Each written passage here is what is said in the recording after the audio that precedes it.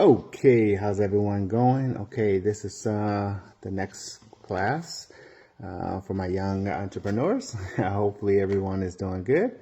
And so we're going to continue on. So today we're going to talk about the government, okay? And how is it really structured and how does it really work, okay? So let's talk about it.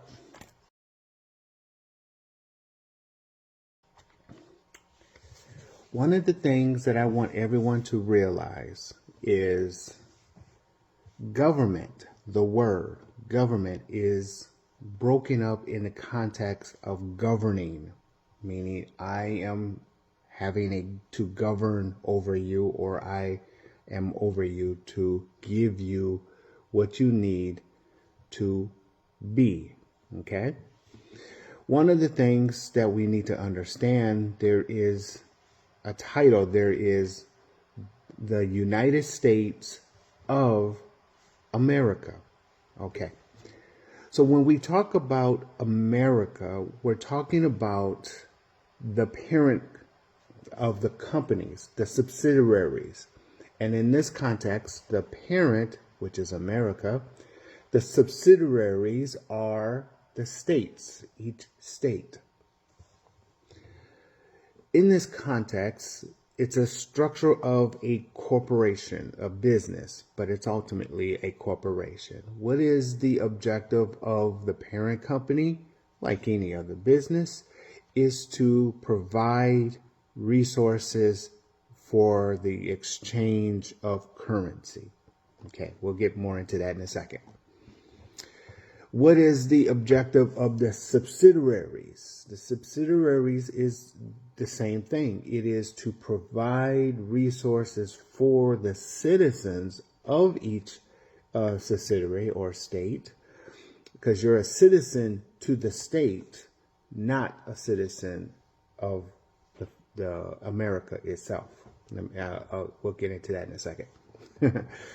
So you provide a service, a product or service, and then is being transferred to the governing aspect, and from the governing aspect of the subsidiaries, any profits goes up, and any negative, or you have some issues that the subsidiaries need fundings for, the money can go down. That is apparent to the subsidiaries. How is it structured now? The structure of America, the structure of the parent company, is you have two boards. This is a European style, old European style. Two independent boards. We call it the House and the Congress. Then you have the president, and then you have the workers. Okay. In this context, the workers is the FBI, the CIA, the military, whatever. They work for the parent company. Okay. The structure of a corporation, how it is being developed, meaning how do you start a corporation? You need money, of course. You need currency. You need promises from investors, okay? Because investors give you money. The investors hire or structurally hire the board. The board then hires or structurally hires the president or the CEO.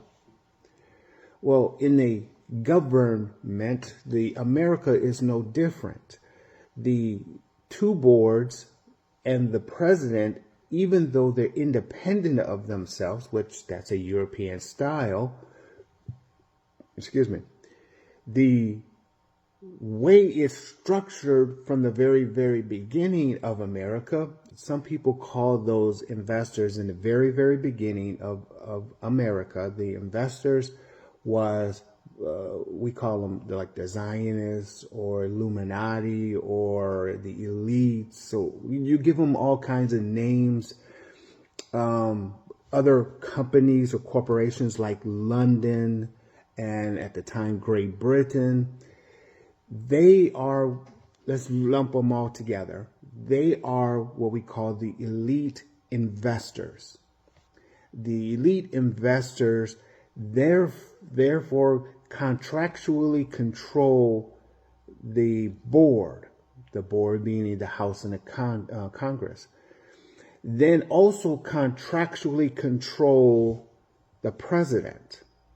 Now keep in mind, you think as a citizen of the state, the subsidiary, that you have anything to do with voting them in or out.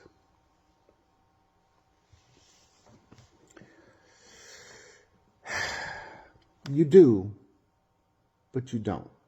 Meaning, in the House and the Congress seat, of course, they represent the state, the subsidiaries. But when you vote them into office, where do you think the money comes from to promote them? The elite investors. Where do you think they have to do once they get approved to run for and or stay in their office? There is an agreement between the elites, investors. So when you hear the saying that our government, House, Congress, President, are puppets, well, technically every corporation is a puppet to the investors. That's the way it works and the way we work it. So America, being the parent company, has elite investors, and those elite investors have contractual contracts with the boards of directors, the two boards, because again, like I said, it's a European style, and the president, and yet they can work amongst each other, but the benefit of what they do is for the elite investors and not the citizens. And this is where and why you can hear in interviews, you got some candidates say, it is not my concern. The people of the United States is not my concern. And it technically isn't his concern because he is in the parent house. You're a subsidiary. The parent doesn't govern the subsidiaries. Has nothing to do with the subsidiaries. Okay? So in the context of it, you have to understand there is that separation, the parent company and the subsidiaries. Okay, what is the objective? It is money. Let's talk about how it works, like any other parent to the subsidiaries. The parent buys or contractually governs the subsidiary that they own, right? The subsidiary structures itself, meaning it has a board, it has a leader, okay? It has law. Now, we'll talk about law in a second. Let's talk about money for a second. How it works is, if the parent sees the subsidiary needing money, it brings it down to there. If the subsidiary is making a profit, it brings it back up. The parent also have within the subsidiaries a reserve, military reserve, that's theirs, the parents. The subsidiary state has a military, it's called the National Guard. Okay? In both ends, the money can go up, the money comes down. There is a shared governance like law. We'll talk about that in a second. But ultimately, it's money. Who governs the money between the parent company and the subsidiary? The IRS. IRS governs those two. And how the IRS governs it is through your Social Security number. The parent company borrows money through the subsidiaries structure through the citizen's birth certificate.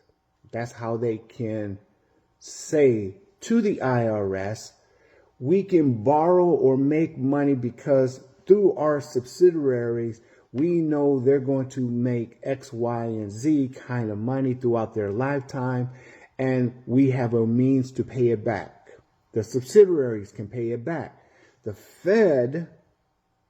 federal parent company, is playing both fields. They have resources, and they also are taking from the subsidiaries. Okay. The IRS governs any and all money between those parent and subsidiaries and parent and other resources. Okay.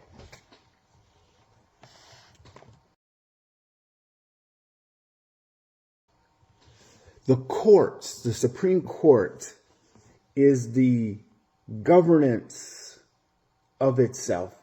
The Constitution within the parent company, the Constitution is, at the layman's term, it's like bylaws of a local company.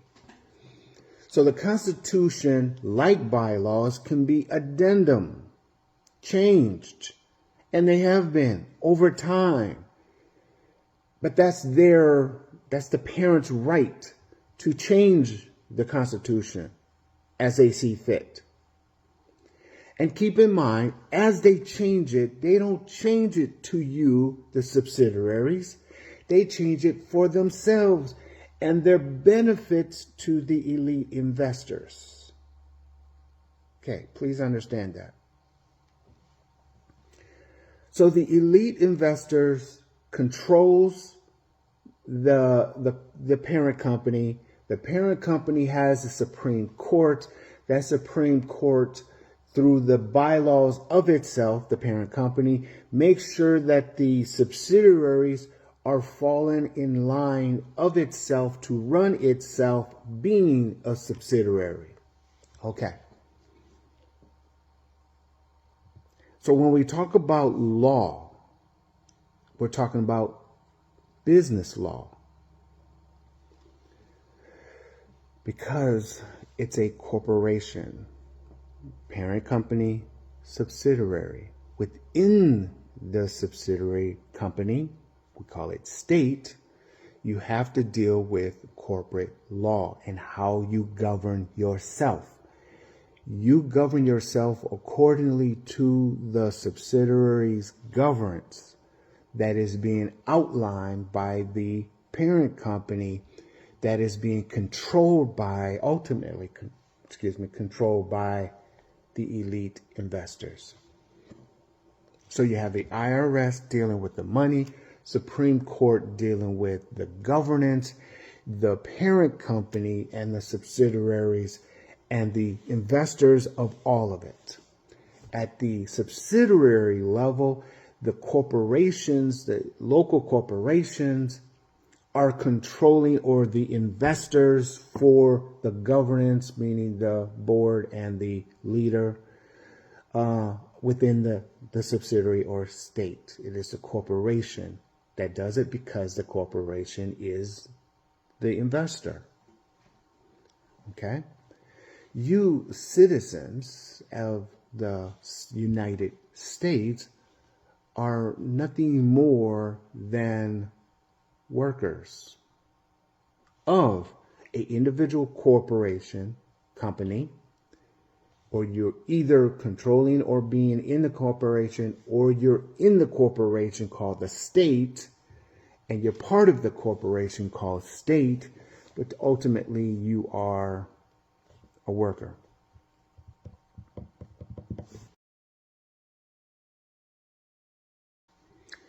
Each state subsidiary has a means to make money. How do you make money? Well, you make money by establishing companies within the subsidiary state, and or you have resources, land, to provide a product or a service. So you have a corporation, you have a land. They produce something. The state profits from that, takes care of itself, right? And then gives back through the IRS to the parent company. But here's the issue. Here's the issue. When we talk about resources, we talk about America. America, the parent company of us, of the United States, goes out and finds resources. So we'll talk about that in a hot second. Let's talk about the subsidiaries for right now. The subsidiary state, each state has the ability to structure itself, and in structuring itself, it has to provide resources so it can make money. Okay, what good is doing what you're doing if you don't make money? Okay. In making money, each subsidiary state has the ability to govern itself within the governance of the parent company. And if the state, the subsidiary, can't make money, it will do like the parent company governs itself to do, meaning you can sell yourself to other investors. Bring other investors in. Okay, let me give you an example of what I'm referring to. So I'm in Wisconsin. Illinois is south of me. The tollway between the Wisconsin and Illinois, the tollway, I believe, in fact, if I remember correctly, a Middle Eastern company owns it. If you have a port, another company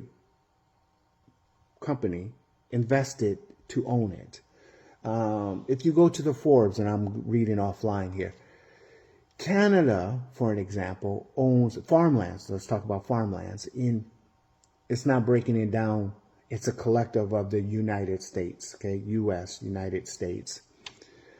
Canada owns 12 million acres. Netherlands owns 4 million. Italy owns 2 million. United Kingdom owns 2 million.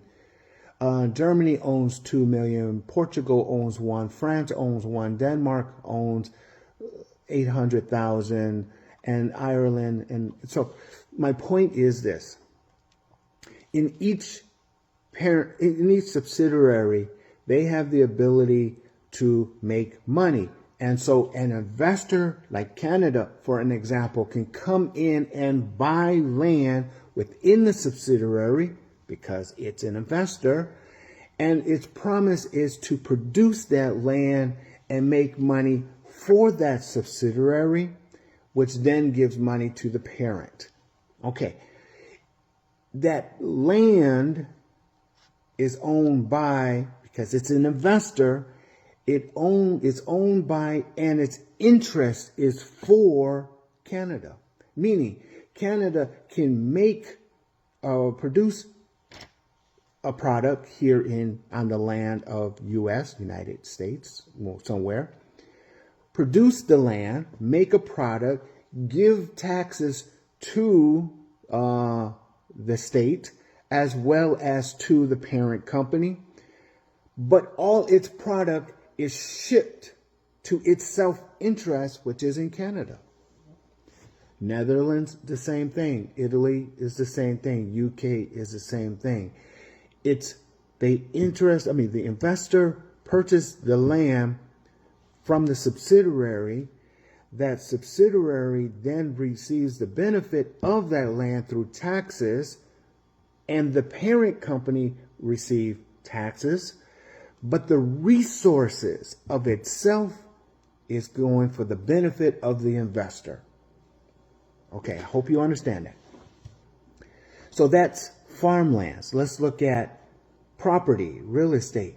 The New York Post reported, this was last year, okay, reported that China owns or has spent in 1 year $6.1 billion in U.S. real estate. That's broken down from, and when I say U.S., again, United States, the subsidiary. Between China, Taiwan, Hong Kong,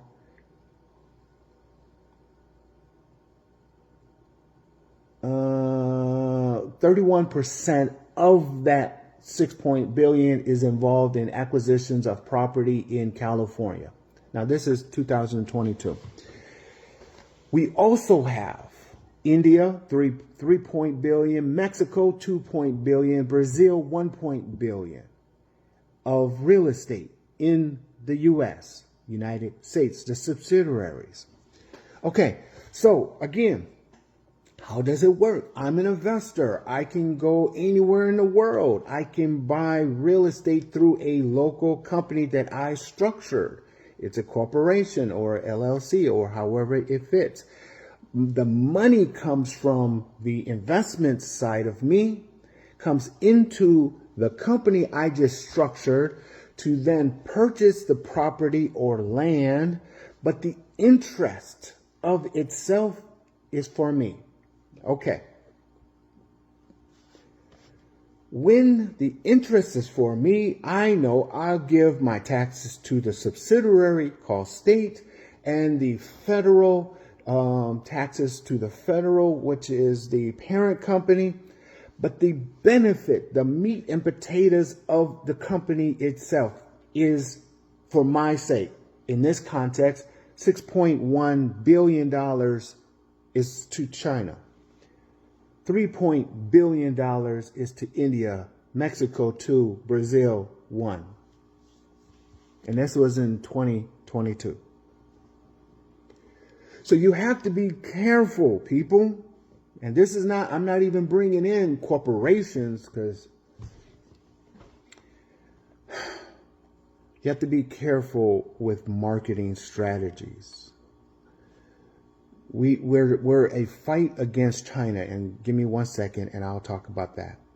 We're a fight against China because China has a majority stakeholder, investing stakeholder within the U.S. And in this, even though you can sanction China, it doesn't matter if you sanctions China. Majority of the money that comes to China from us is coming out of us anyway. As well as India, Mexico, Brazil, Canada, Netherlands, and Italy, and United Kingdom, and Germany. The United States, the subsidiaries, has been broke for a long time. So the means to find investors are through other parent companies who've been investing. That investment is within the United States. But the meat and the substance of the companies, the real estate and the land, is for the interest of other countries, governments. America's interest is for the elite investors. Okay? America, so the subsidiaries, that's how they make money. Through the taxes of corporations that becomes investors, other governments selling the property, the land, to produce taxes for itself as well as the parent company. But then the truth of the matter is the citizens within it doesn't get any money because it takes out. Let's look at California for an example, and we'll move from here.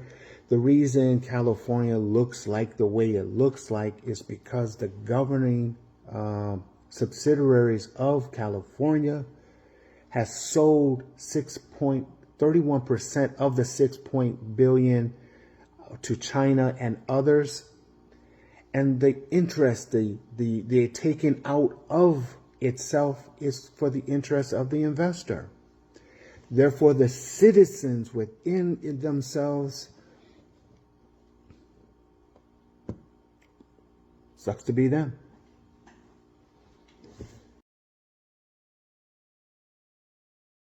America, now let's move on to America. America gets money through the subsidiaries. IRS governs it. The Supreme Court governs it. But that's only a little. We need more resources. So we partner up with other countries to get their resources. We have means to do it. It's a brutal, barbaric means of doing it. Okay, it's not uncommon for America, the parent company of us, to be known as a bully, right?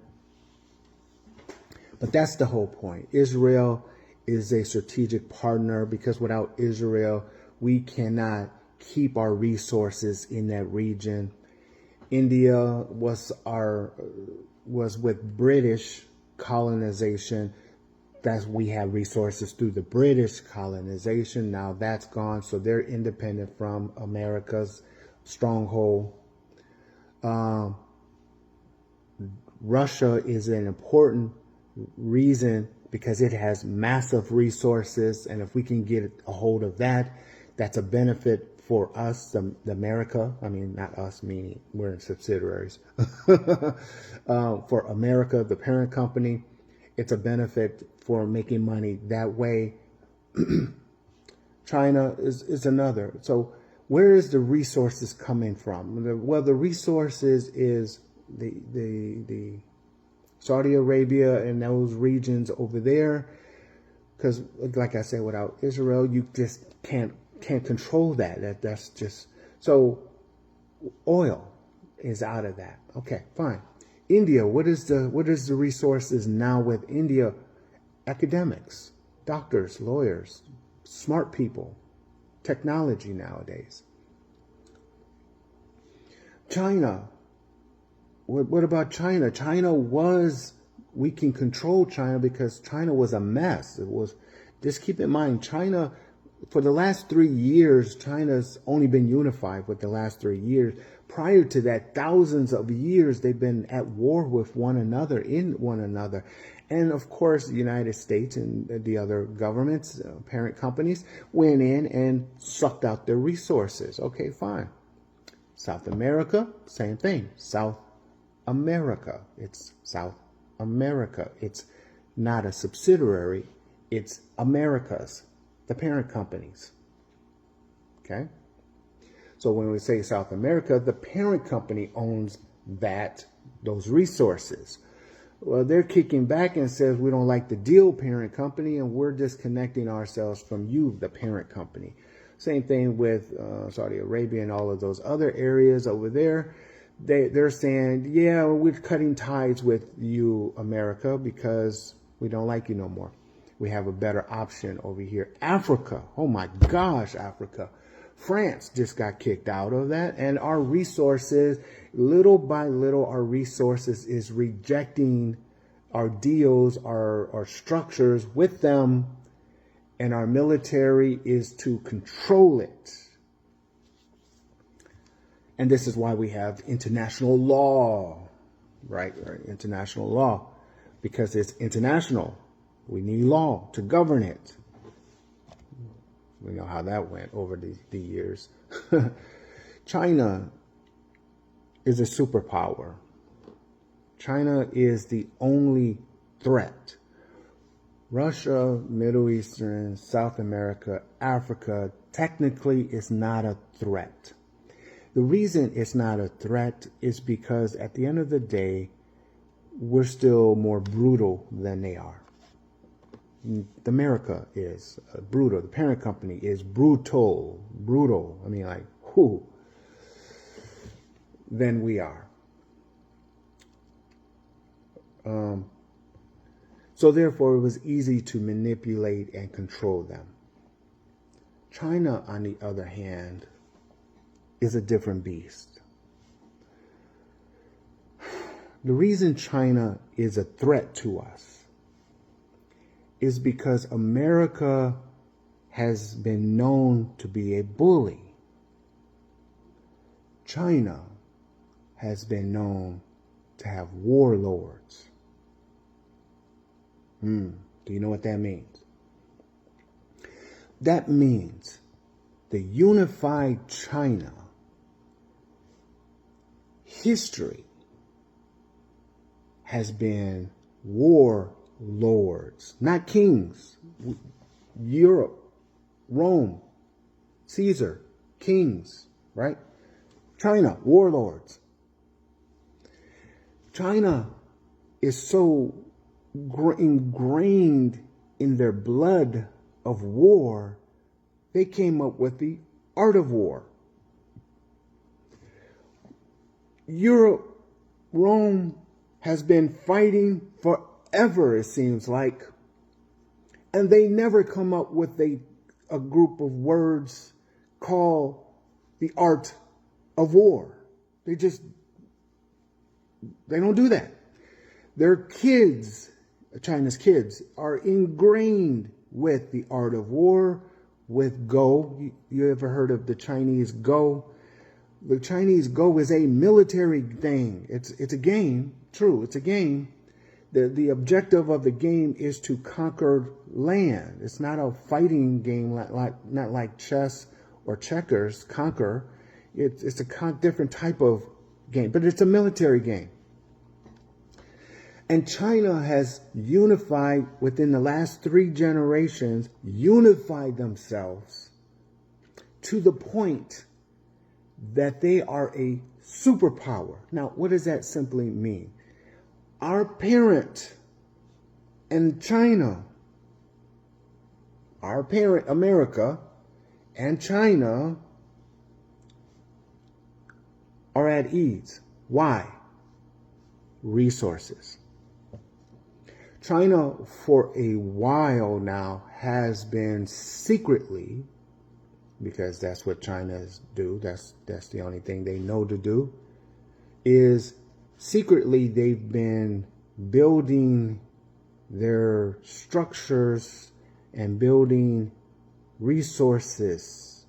They spent $6 billion on 31% of the $6 billion just in California by itself. The other part is in New York. The other part is in Florida, and amongst other areas too. The land, again, we're selling our lands to China farmland is not U.S. farmlands. China's farmland is in Africa, South Africa more specific.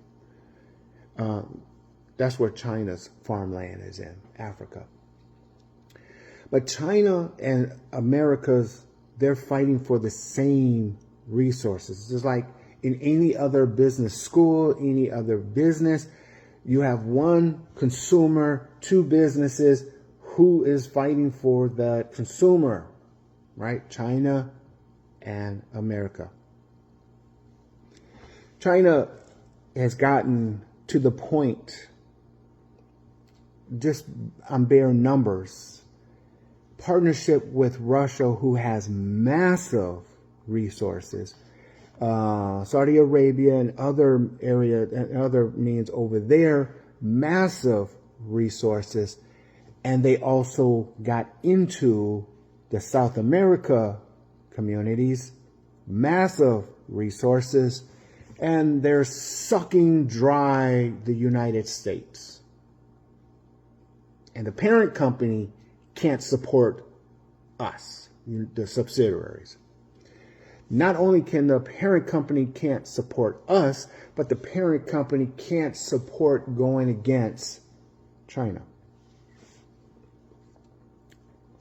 I guess the old saying is, if you don't learn from your history, you're bound to repeat it, which that's what's Rome comes in mind. So the argument now is with China and America, our parent company, and China, and our parent company has lost our brute to the world because they went with another warlord who is not known as a warlord yet. Keep in mind, Genghis Khan, Japan, all of those brutal. I'm talking about not European brutal. That's bully. I'm talking about real brutal. European brutal, let's use the Vikings for example, are brutal, but they're not Asian brutal. When the Vikings came and started conquering and got into France, France paid them to be mercenaries. So in the beginning, the Vikings were going out conquering for resources, but eventually their resources met capitalism, and they sold their souls to capitalism. China never have done that. Never done that. They've been tricked. They've been manipulated, and they said they've been embarrassed by the trickness and the manipulation that we, America, has placed upon them over the generations. But they've learned from that mistake. And if history doesn't teach you anything about that region over there in Asia, it's for you to know that an embarrassing soldier is death, or to embarrass a soldier is death. And they told America repeatedly, "You're embarrassed. You've embarrassed me. You're disrespecting me." That's why China has been buying up real estate. China has been buying up land. China's been buying up Africa. China's been partnering with the Saudi Arabia areas. China has a strong partnership with Russia. China has a strong partnership with South America, the south of us, the Spaniards. China is also turning tides in Canada, Netherlands, Italy, UK, Germany, Portugal, France, and so on and so on. China's turning tides with the elite investors, because the elite investors are starting to realize that America is losing its grip. And when you lose your grip, you're losing capital. And when you lose capital, what good is you?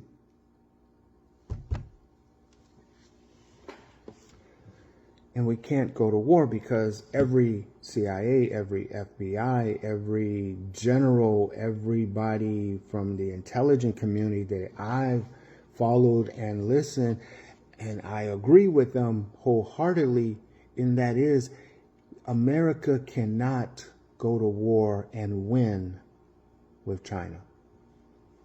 So China has been sucking our resources dry with other resources outside of us, and China has been sucking our resources out within us. And ultimately, it's imploded us to a point where the parent company can't support the subsidiaries, and the subsidiaries are not really can support the parent company anymore.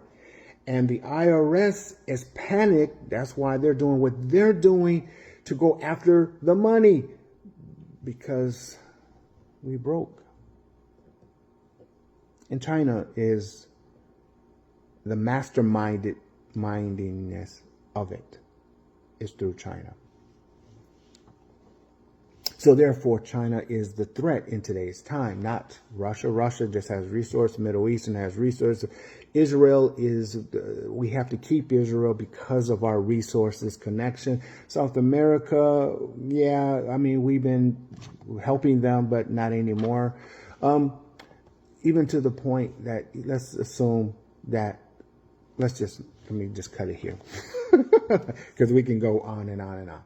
So today's lesson is really for you to really understand that America is the parent company, the United States is the subsidiaries, the elites, investors control the boards, which is a two-board structure, which is an old European way, which is the House and Congress, and the presidency.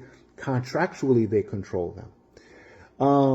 The United States is governed by the Supreme Court, and also governed capital-wise, money-wise, currency-wise by the IRS, and the subsidiaries trying to make money to produce products, service, resources, so we can make money.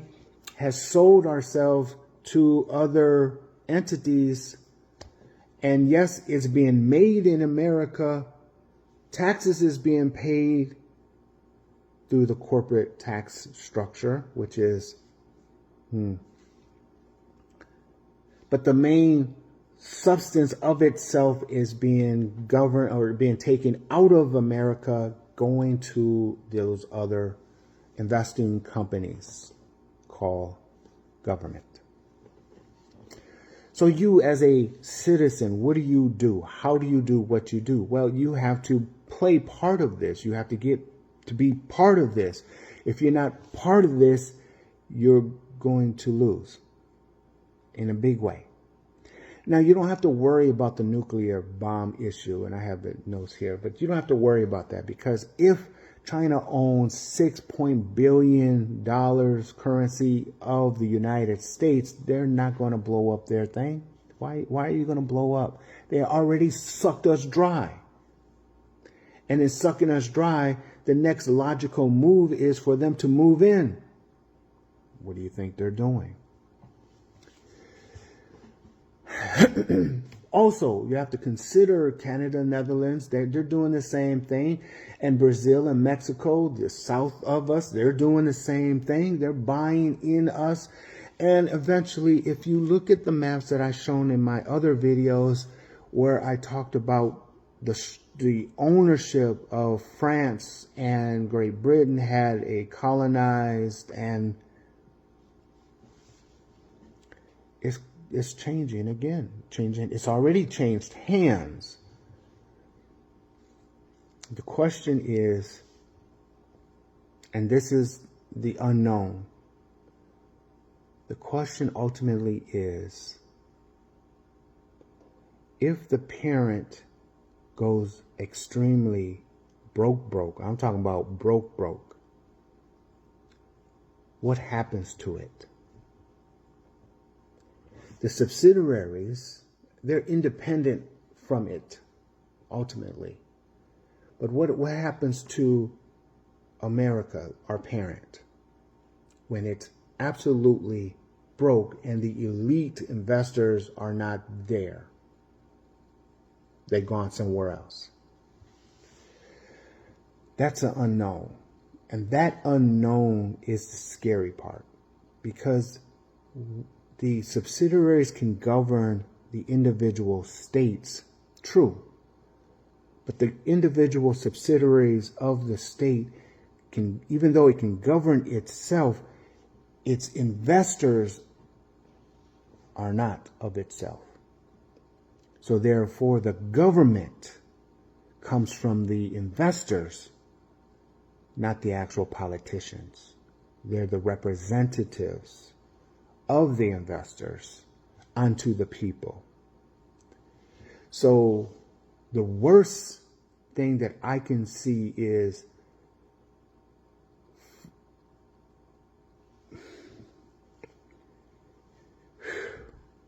it's pretty bad. Anyway, that's what I got to give you today. I hope it brought some light to you guys. Study. I want you to do some more studies, and we'll get into it later. A little bit about the IRS laws, the Supreme Court laws, in the guidance of governance from the parent company to the subsidiaries from America to the United States, and the relations of itself to other companies called countries. Okay, how that works. And in this, can we benefit? Can we work within it? Or how do we work within it for our survival? Because at the end of the day, it's a survival issue. Like Rome. It's a survival issue. Okay? All right, guys. So if you have any questions, comments, or concerns, please let me know down below. If not, I will talk to you guys soon. If anything else personal, just DM me. All right? All right, guys. We'll talk soon. Bye-bye.